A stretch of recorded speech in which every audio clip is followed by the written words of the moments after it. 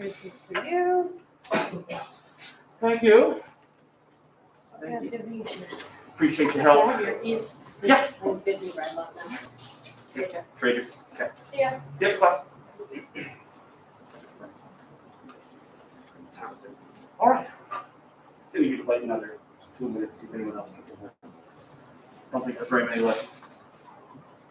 Hope you didn't get blown away by the storm.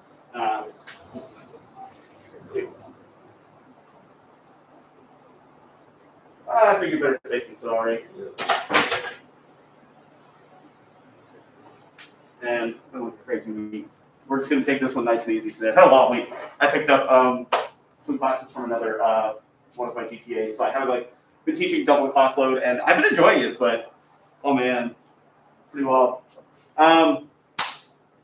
Well, so we didn't have class last week because wanted to be sure everything was safe. I had a few people message me, and when JSU sent out the alert, I was like, it's fine, we'll take care of it. Okay.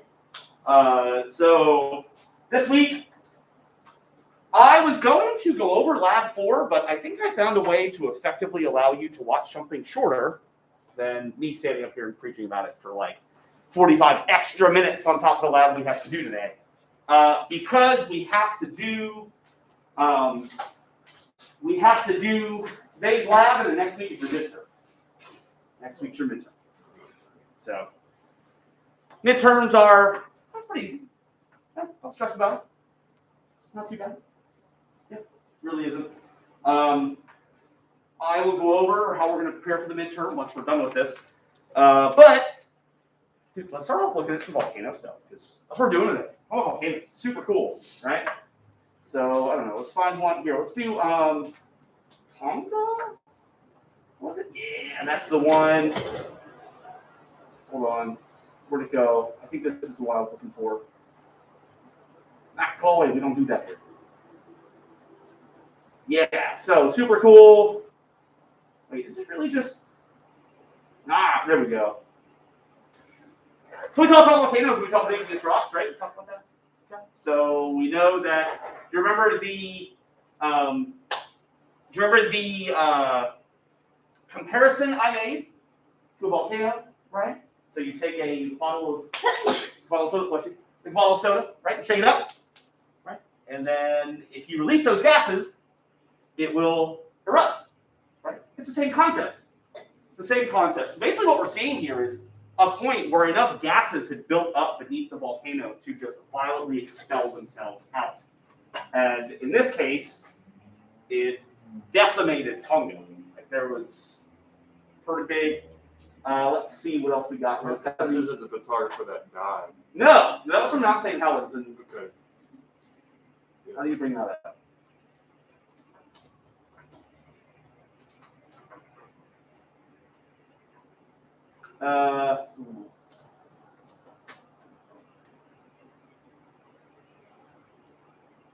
So Mount St. Helens was a long time ago. This is 1980. I think it was 1980-ish. I know it wasn't too long before I was born. So it's 40-something years ago. 1980. Yep. And it was one of the few volcanic eruptions that we've had on continental American soil. It doesn't happen too often. The volcanoes along the western coast are pretty tame by comparison, compared to other areas. But in this case, yeah, it got pretty violent. Mount St. Helens erupted, and it basically set the pace for how we were going to handle volcanic eruptions from there on out. It was one of the very first in modern times that we got a chance to both photograph and chart. And it was pretty big. Let's see if we can actually find a video of that. So, Mount St. Helens eruption. Cool. No. Yeah, so the mountain quite literally just breaks apart.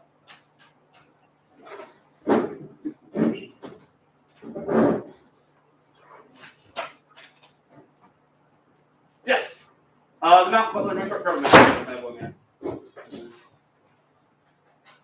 Yeah, grab a mask, you don't have one. Right there. Thank you. So, quiet right now? Huh? Is it quiet? Yes, in my class it is. Oh. Okay. It's by faculty discretion. I'm faculty, so yes, it's required. Like I said, I'm concerned about everybody because, like I said, I see hundreds of people a week. We don't want that.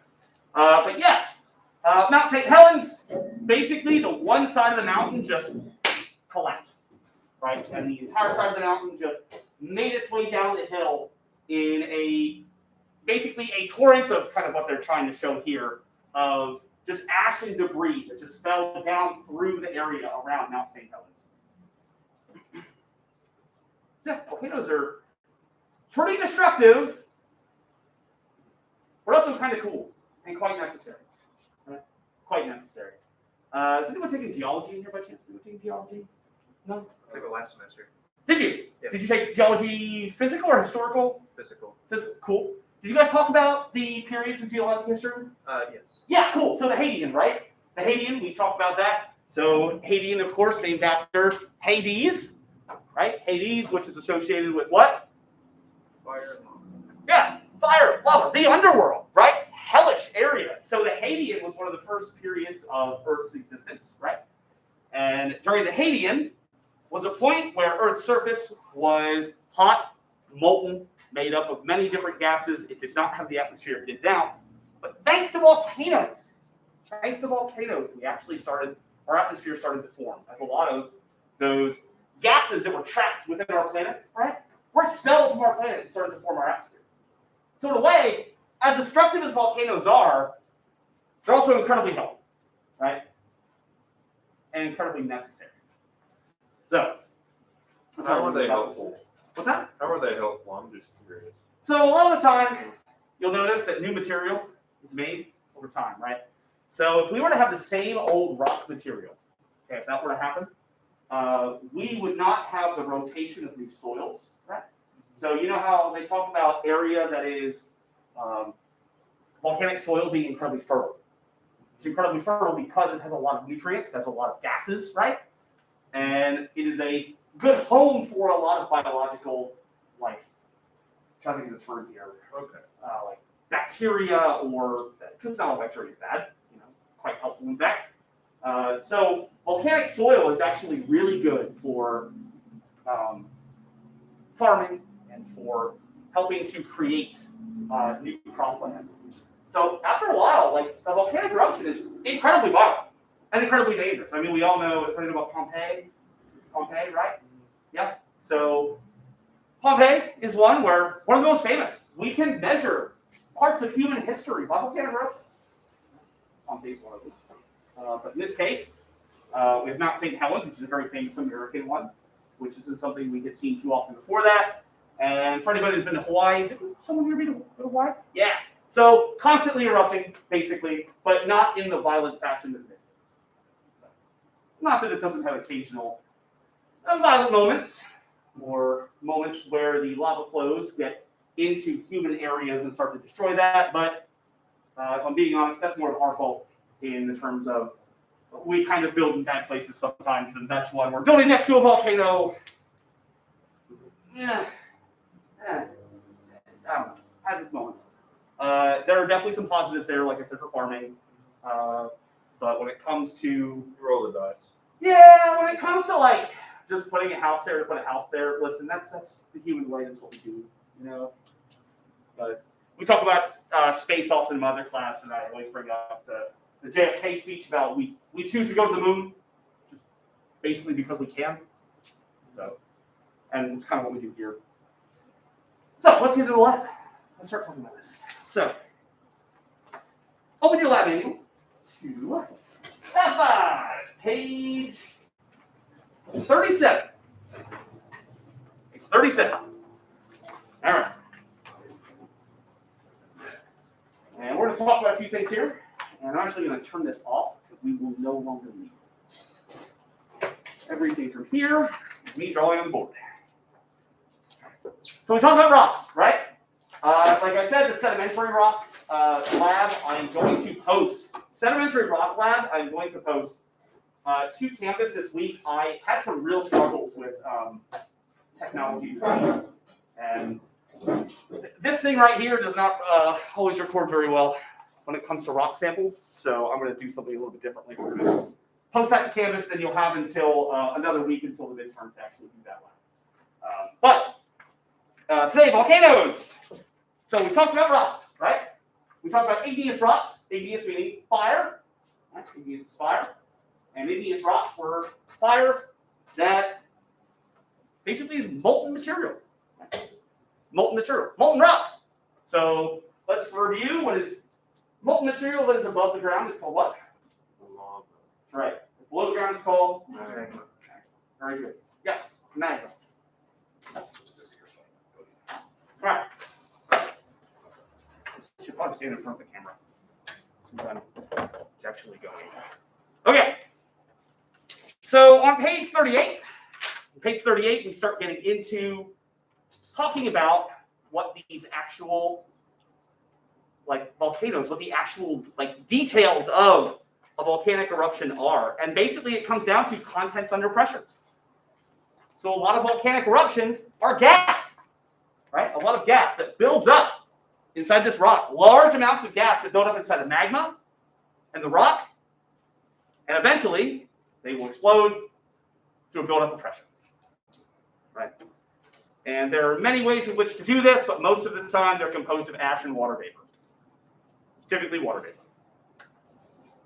All right. And I think I even mentioned it here. This can be best visualized by taking a soda bottle and shaking it up.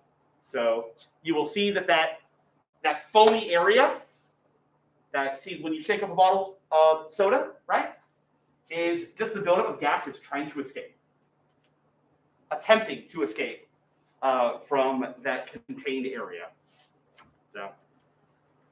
So we need to talk about magma. So since we're talking about magma, we're talking about things that are underground, right? Well, we're going to talk about a few ways that we can pull magma from the surface. And one of the most common ways for a volcano to form is through subduction. Through subduction. Magmas.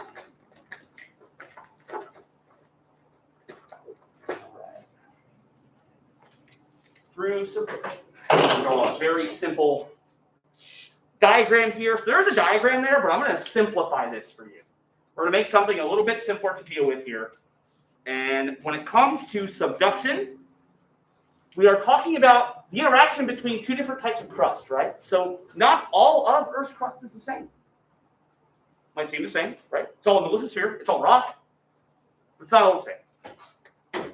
So the lithosphere, right, the rock, kind of surfs on top of it's called the asthenosphere. It's like kind of the boundary between the Earth's crust and the mantle, right? Kind of surfs on top of the asthenosphere. Okay. But the heavier, denser type, let's actually get the blue for this.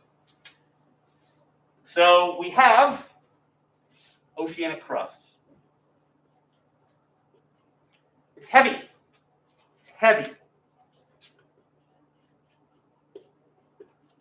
Very heavy. Because it is, and you might remember this from Lab 3, it is mafic. So what does mafic mean? Class, what does mafic mean? It's low in silicate and high in iron. That's right. So it's heavy. So what does that typically mean about its color as well? It's dark. Yeah. So heavy, mafic, so high in iron, low in silicates, therefore, yes. 7. It's very heavy. Also, it's very dark. So oceanic crust is typically very dark. Very dark and very heavy. Okay? But when you have oceanic crust that meets continental crust, right? So let me write this down, continental crust.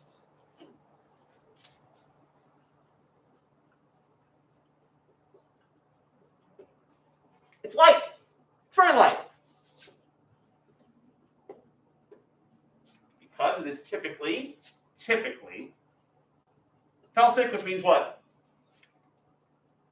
What about 1E3 in the back? Felsic is like Is it like? Is it the multicolor? No. Nope. No. Is it lighter? Why? Because it is low in iron and high in silicon. This is the way, backwards, yep.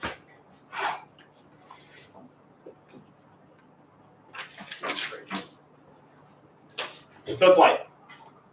And therefore light in color. Actually, I should probably mention color. Plays the same descriptor for two things. So basically where we live, we're just surfing. We're quite literally surfing on top of another layer. And that layer, I don't think you need to know anyway. You can see this here. It's like a boundary layer, as I said, between the crust and the mantle. What's funny is this consistency is like plastic, right? It kind of moves. It's not too hard, it's not too soft. It's very plasticky. It has a lot of give to it. It's a strange consistency. So, plasticky. All right. Any questions about crust so far? Any questions about crust? So, oceanic crust is heavy because it's mafic. High iron. Right? Continental crust is typically light. We have mafic rocks on the continents, but it's typically very light because it's high in silicates and low in these iron elements. Okay? And all of these surf on top of the ionosphere. All these surf on top of the ionosphere. So subduction occurs when these two meet. When these two meet one another, subduction occurs. So let me show you this process. So let's say that this is oceanic crust, right? Oceanic crust is making its way along the ocean. Draw a little. You guys want to see my fish? See my fish? We'll draw a shot. You ready for my shot? Yeah. All right. Oh, heck yeah. That's actually very good. Oh, yeah. It's got Chinese It's eyes. actually there's It's a not little bad. part. It needs teeth. Bloody teeth. Maybe a Yeah. little green. Definitely. Yeah, there we You need go. like some side wings, you know, Oh, gills or whatever it's called. Yeah, this thing, perfect.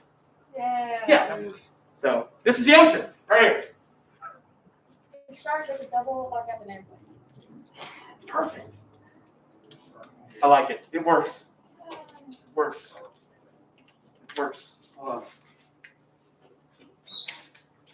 You're gonna need a bigger boat. Anyway, you're gonna need a bigger boat. So, what will happen is the oceanic crust moves. That crust will eventually meet continental crust, right? It will eventually meet this like mass of continental crust. But because the continental crust is lighter, what will happen is that oceanic crust will subduct beneath. So let's move that along. So it will make its way into the earth. It will subduct beneath.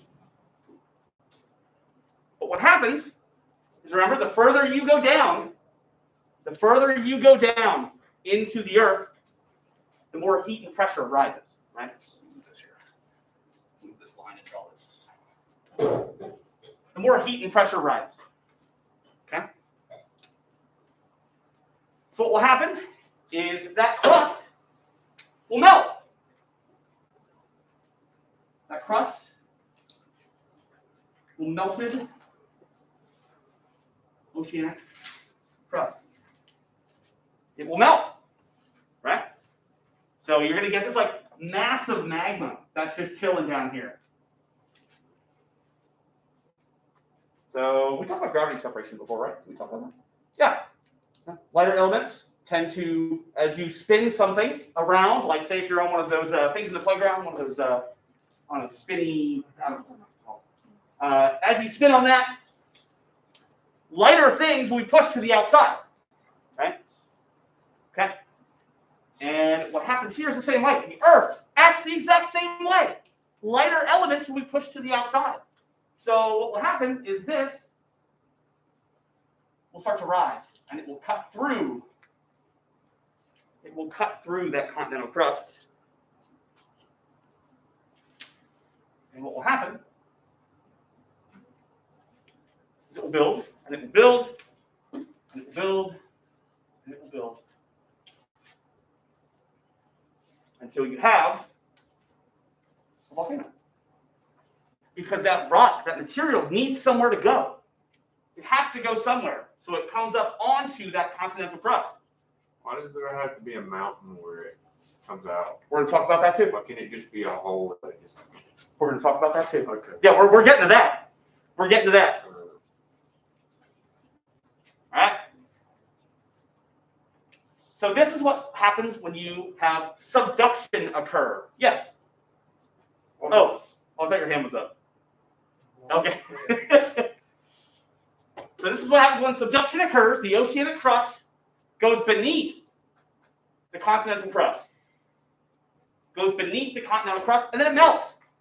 And that magma has to go somewhere. That lighter magma, now that it has melted, that it is lighter. A lot of the gases are now free to move around as they want inside of that magma, and it must go somewhere. And it moves outside of the Earth. This is typically signified by trenches.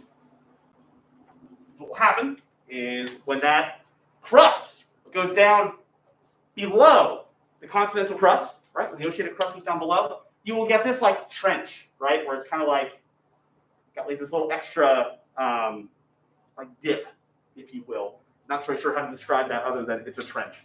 Basically, you'll just have this dip that happens. So, typically, and here's one last note for this. Very strong quakes at subduction zone. So typically where these meet, there'll be very strong earthquakes.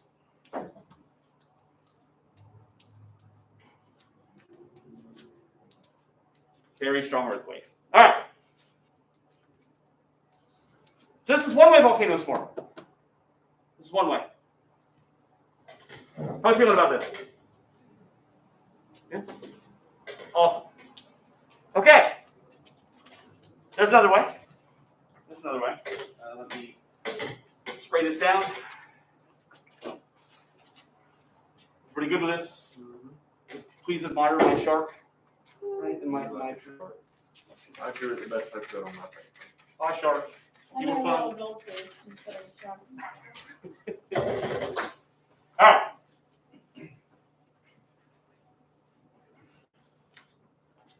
Well, I see someone's on the stream. Welcome. Hello. All right. So, hotspots. Hotspots. And you said, hey, why don't volcanoes form just little by little, right? Why does that happen? Well, What do you mean little by little? They just immediately pop up and then they're a big cone and They're like the Earth's pimples. they just show up overnight like that? I like that reference. No, but I think some of them do happen much more quickly because of how much material is leaving. But some happen like we're about to show you. Little by little, bit by bit, drop by drop, if you will. So let's say this is oceanic crust, right? And I'm going to curve this because this is the curvature of the Earth. Sure, I'll curve. It is. You sure about that? Yes. Don't go there. I just wanted to see it. It's like one of those, like, playing your trap card. You got me. Like, yeah. So sometimes what will happen is magma will find its way from the mantle and break up through crust, right? It just completely bypasses everything else and just goes straight through the crust, right? Is that what they call hot springs? No. We'll talk about this in a second. So sometimes what will happen is it will break up. So you'll have like a large amount of magma down here that is slowly making its way up through. What will happen is it will basically burn right through the oceanic crust and start slowly, ever so slowly, building material. Ever so slowly building material until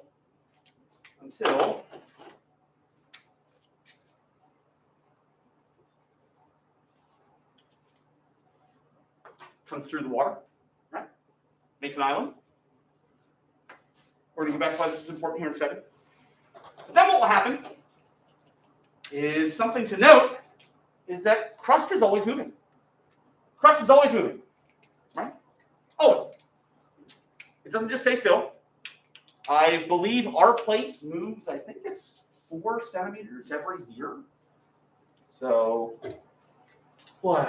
Some of you have been alive for, 20 years-ish? So it's moved about 80 centimeters, which isn't far. I have a question. Yes. Okay, so there's different types of volcanoes, correct? Yes, we're about to talk Like about them too. different sizes. Mm-hmm. So aside from that, like what causes them to become different sizes? Ooh, we're going to talk about that. Let's put a pin. It's a very good question. We're going to come back to that. We're going to come back to that. It's a very good question. Okay.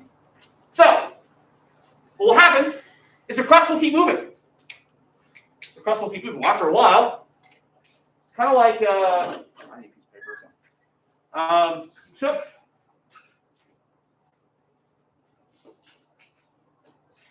So it bursts through the crust, right? It creates a volcano. The crust will move, but the magma is still coming through, so it'll make another one. And then keep going. And then keep going.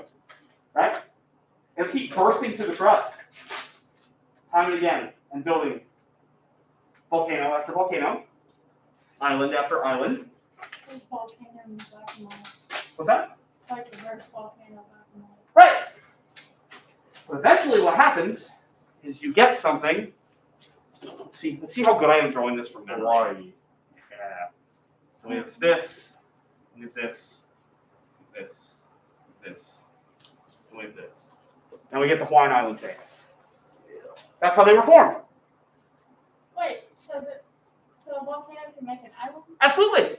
Because you're pulling rock straight out of the mantle, straight out of the earth. A little You want me to really put your needle? Everything you're standing on was once a volcano. Everything. Yes. Is the Earth's crust always moving, or does it only move in like periods? I mean, it's always moving. Every year. Then why does it make like a pattern instead of just being one long island? Depends on where it's moving. So sometimes what will happen is not all the plates move in the same direction, right? Nor do they move to the same place. It's not uniform. So in this case, we can actually see the movement of the Pacific plate, right? And it's not always uniform. It doesn't always move in the same direction. So sometimes what will happen is maybe something will occur that will cause the plate to shift a little bit, little by little. Right? This is why over the span of, 65 million years, the dinosaurs had Pangea, right? The dinosaurs had Pangea, which was all of them together, right? And at that point in time, who knows which way some of the plates were moving. They may have even shifted over time. But at that point, all of the land masses were together, and eventually we drifted apart. So, all depends. Earth is weird. So are we still drifting apart? Yes. Where'd it So go? one day we're all going to be still tiny specks. Like the whole world, like every landmass is going to be disconnected. I would say what would happen is, given the space of another 65 million years, the Earth would look nothing like it does today.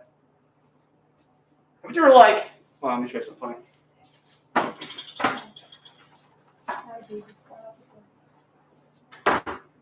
See this? See this? Yeah, that was the thing. A long time ago. Yeah, they fit. Yeah.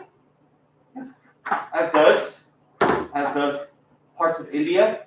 So India has this like tail part here. So, but like, or can the actual certain land masses that we see now break apart? Yes. Because I know they're broken from each other. But is it because they have something in them that's keeping them together, or? Depends on the motion of the plate. And the fact that in this case, lighter material will eventually happen is lighter material just wear down. So everybody's Erosion on is their the own real plate? big. What's that? Everybody's on their own plate? Yes and no. Depends where you are. We're on the same plate as like, I don't know, New York. Most of the Americas are one plate. But then when you start getting down into like this area here, I think there's like 4 or 5 different places right in this area that move. Yeah, but eventually what will happen is now erosion is a real killer of a lot of the land masses. The land masses will eventually erode down to almost nothing. So, just to give you an idea, you know how large the Rocky Mountains are, right? The Appalachian Mountains were taller. Is that like when they're talking about how an island like drastically gets smaller? Yeah, it can happen through sea level change or just erosion over time. Isn't it like Greenland or something like that used to be bigger than once? I don't know. Greenland was its own thing. I almost feel like we should just call it its own continent and call it a day. That's small.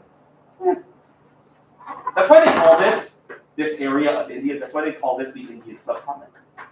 You hear that? You often hear this area referred to as a subcontinent because it was at one time its own continent that just collided with the Asian plate and gave us the Himalayas. That's small. Mm-hmm. Yeah?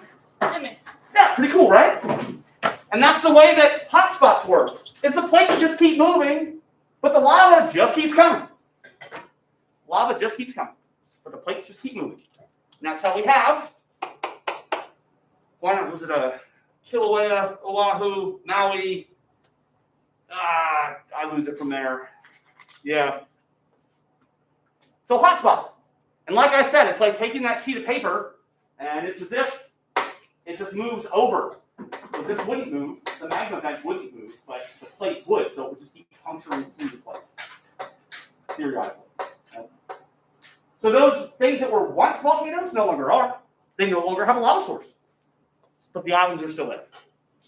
So, does the lava move with the plates? No, the plate moves over the lava source. So in wherever the lava's coming from. Yeah, and then we would It's have just gonna stay there. And how does it get there? the lava goes through the mantle. So a lot of the material just flows through the mantle from the Earth's core, or So the like Earth's core is made up of this.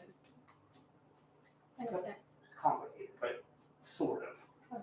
So If you had to say it the dumbest way possible, would that be it? the Earth's core is a ball of lead and nickel, and then there's just a bunch of molten material outside. Okay. That makes sense. Yeah. And to make it even weirder, the mantle sometimes operates like ocean currents. You'll have material that will flow up towards the top of the planet and then flow back in. We do not understand as much about that as I think we would like to. But because we can't observe it, we can't observe, we can only guess. But we know that magma's like ocean currents. It's a little strange that it's literally liquid rock. Super cool to me. So, that's hotspots. So we're going to talk about the lava. We're going to talk about the different types of lava, and then we're going to talk about the different types of volcanoes. So let me...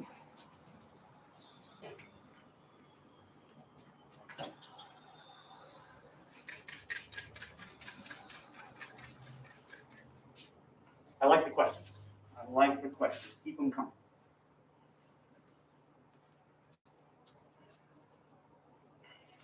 All right. Let's move on. I think it's the first time teaching this since like I wrote it last summer. I don't know. Lava. We're talking about lava. What are we talking about? Stuff above the earth. Right. So material that has been extruded, right? Extruded from the earth. Okay. And there are 3 types of lava. Lava.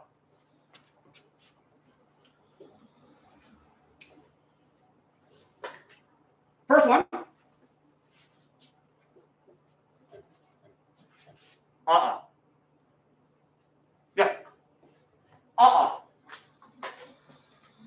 So it is, and we're going to talk about a new word here.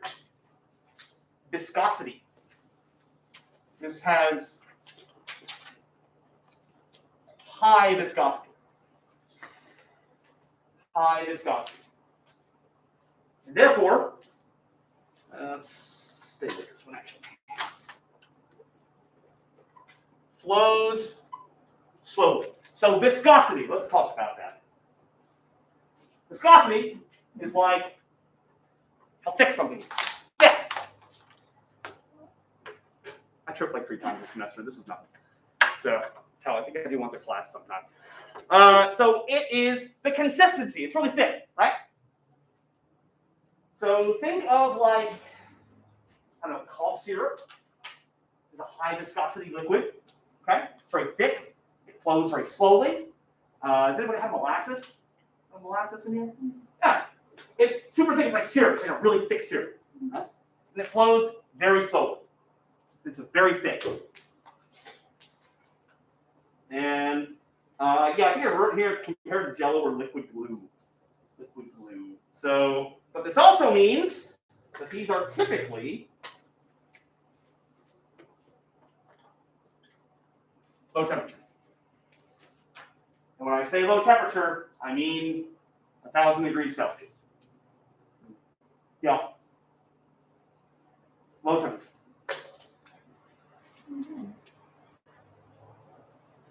I still. Boiling point of Celsius is 100. Yeah. Yeah. Celsius scale is 0 for freezing and 100 for boiling. Okay, so this is like very hot, This is exceptionally. but low. Yes. Low for lava. Yeah. It's that's how you say it. The But next, we have, ready for this next one? This one's called Pahoihoi. Pahoihoi. And this is thin, low viscosity. Running. Yep. Flows quickly.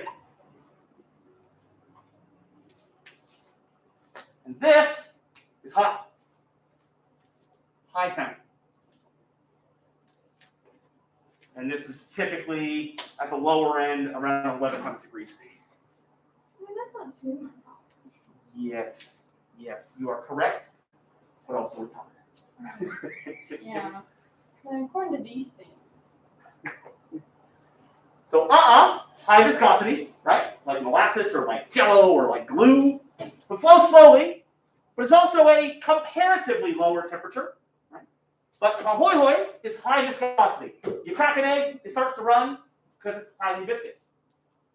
The yolk, right? Sorry, it's not low viscosity, not that. The yolk itself is high viscosity, right? But low viscosity Pahoihoi, that's like the normal stuff that runs from it, right? Flows very quickly, gets everywhere. Simply high temperature, about 1100. So Pahoihoi. Then we have pillow lava. Seems a little domestic compared to the other Hawaiian terms listed here. So pillow lava, and this erupts from underwater.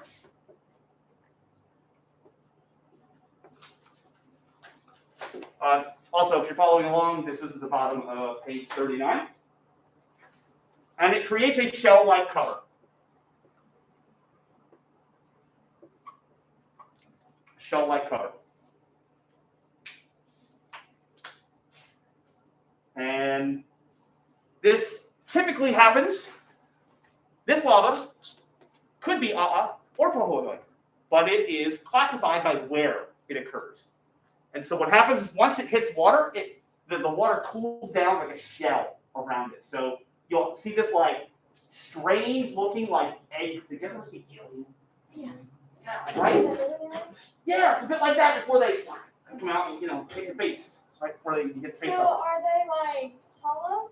No, there's hot stuff inside. You crack one. Well, just like with the alien eggs, you crack one, you're gonna have a bad time. So So yes, you drop it underwater, have a shell-like color. So the inside of it isn't cool? It's up. So the inside doesn't cool? Eventually, but not right away. No.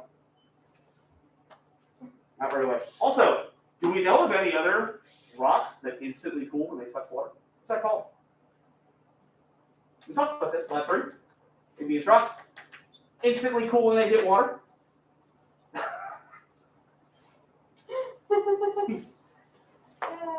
So remember we talked about the crystals, and when they hit water, they fuse. Is it obsidian? Obsidian. Very good.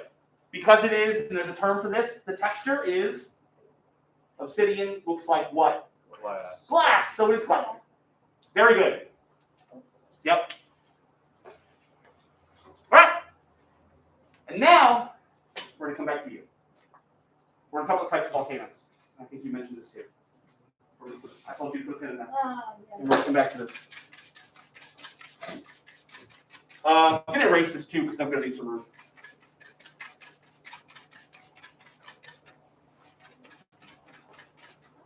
Without looking in your book, anybody know where the largest volcano in our solar system is located? On the moon. What's that? Is it not on the moon? It is not. Or is it, Is it on Mars? It is on Mars. Anybody know what it's called? Don't look at it. Don't look at it. Don't look at it. I don't know. What Mars does it can't look know like? about. What's that? Oh, I have no idea. Zeus. Oh, you're so close. Where did Zeus live? Olympus. Olympus. Olympus. Olympus. It's called Olympus Mons. Uh, Olympus volcano, or Olympus mountain, basically. We're going to talk about that because I love that. It's pretty neat. So there are 3 types of volcanoes. 3 types. And the first one, let's write this down, is a cinder cone. Cinder cone. If I asked you to draw a volcano, what would you draw? shield? So, Is that like the one that's a little Triangle. yeah. What's that? You got the one that's a little We're getting there. That's it. Okay. That's a good one. I like that one. You would draw the right. Typically, almost a universal symbol for a volcano, right? And this is what you draw. And a cinder cone, typically, hold on a second. They have I need orange and I need red. Oh, I had red. Hard to tell. I forget. It's right on the It's right here. other table. Right hand side. Hey, here it is. I guess that's your red. that's red. Is that red to you? Yeah. What is it? Pink. Pink. Thank you. We're here. We're doing this. It typically has a central vent, right? Typically has a central vent, but it also has a bowl. It's a bowl-shaped crater at the top. So, bowl. That's a bowl. Okay. And then central vent.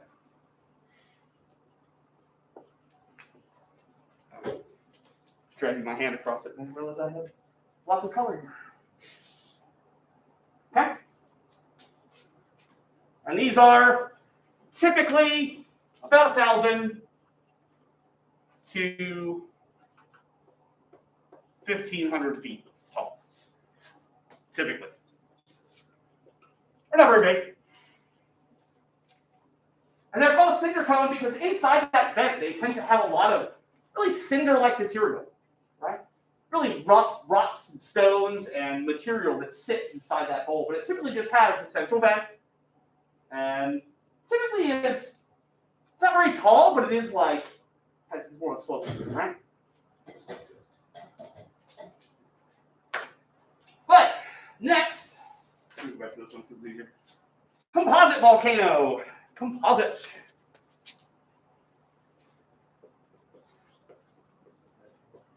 Composite volcano. These get a little bit taller. These ones make up some of the absolute biggest volcanoes, right? So again, these ones are about the same size. I'm going to actually draw this in a bigger fashion. So we actually get a size for scale here. All right? And instead of having just one central vent, which they do have, they have that central vent, okay, they will have things called fissures and dikes. And what will happen is these fissures and dikes will come out the side, right?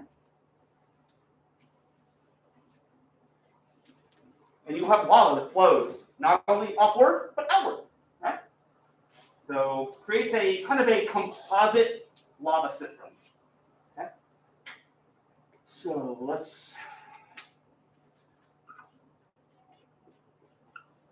vents, fissures, and dikes, and a orange.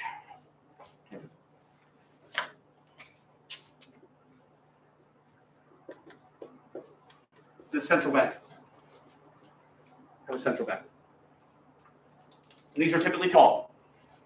Typically tall. So do I put a number to these? Because you can get awfully big. Right, well, we're just going to write, this is scientific as hell. Stay with me. Tall. Tall. So.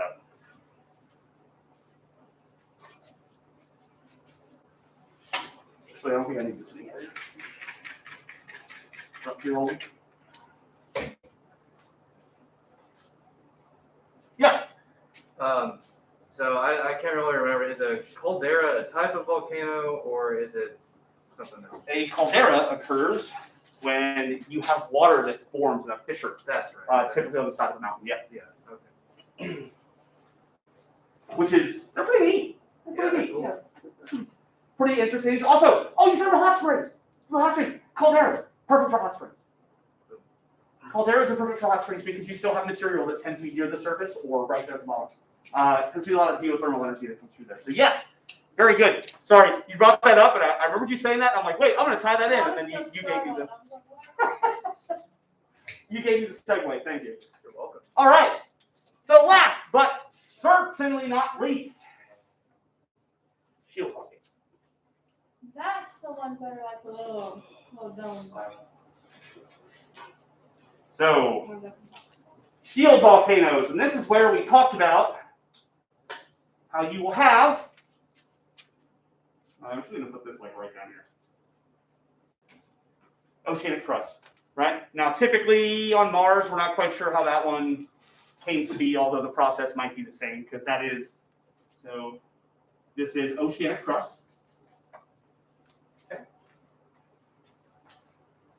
And do I put a number to these? I do, yes. Okay. Oceanic crust, and then you will have material that comes up through the crust. Right? We'll break through it, little by little, bit by bit. Build. Well, actually, I should probably do it like this. It'll build, and it'll build, it'll spread, and it'll build, and that lava will just keep bursting through and slowly spreading out. And these can make some absolutely massive volcanoes. Let's see, do I put a number? Yes! Mauna Kea being 33,000 feet, which the Hawaiian volcano is actually the largest mountain landform on our planet, being 4,000 feet higher than Mount Everest. So. Is that the one that's underwater? Yes. Yep. Parts of it stick out, but yes, almost all of it is underwater. These are also called stratovolcanoes. What? Stratovolcanoes. They're also called that. Is there anything else I'm forgetting to mention? Yeah, these tend to be also very wide. Very wide. The volcano on Mars is, I think it's 68 or 69 miles across from one end to the other of Olympus Mons. And it is absolutely enormous. I think it's like 58,000 feet above the Martian surface, which is enormous. So, How do they know it's a volcano? look at the way it formed. Okay. Yeah. Okay, so if lava is supposed to be cooled shielded by the ocean. Yes. Then how do these form underwater? So what happens is, let's say the first layer comes up, right? It cools. So it's almost as if you're like, as you're taking dirt, right? You're shoveling dirt onto something. And let's say you're shoveling dirt onto, I don't know, a spring of water coming out of the ground, right? Shovel dirt onto it. Well, it still finds its way to the top. Shovel some more. Finds its way to the top. Right? And so what will happen is eventually it will just keep, at every one of these layers, the lava will just keep bursting through. And it happens so slowly. It builds so slowly that the lava actually, like, I guess I should try to visualize it.